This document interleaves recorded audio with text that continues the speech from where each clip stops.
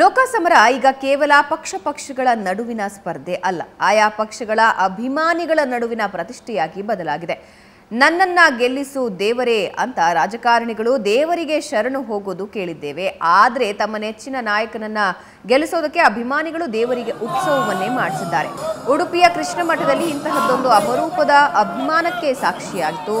ಪ್ರಧಾನಿ ಮೋದಿಗಾಗಿ ಕೆಲವು ಭಕ್ತರು ಹರಕೆ ಹೊತ್ತು ಉತ್ಸವ ನಡೆಸಿದ್ದು ಅಪರೂಪ ಅನ್ನಿಸ್ತು.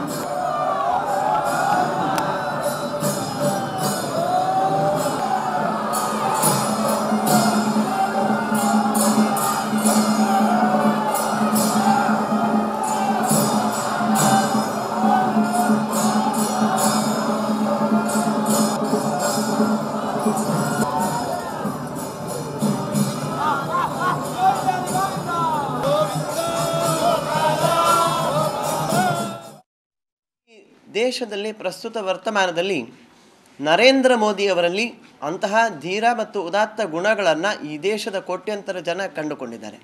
ಕಳೆದ 5 ವರ್ಷಗಳಲ್ಲಿ ಲೂಟ್ನ ದೂಂಗ ಅಂತ ಹೇಳ್ತಕ್ಕಂಥ ಅವರ ಅತ್ಯಂತ ಎದೆಗಾರಿಕೆಯ ಮಾತುಗಳಲ್ಲಿ ಈ ದೇಶದ ಜನ ವಿಶ್ವಾಸ ಇಟ್ಟರು.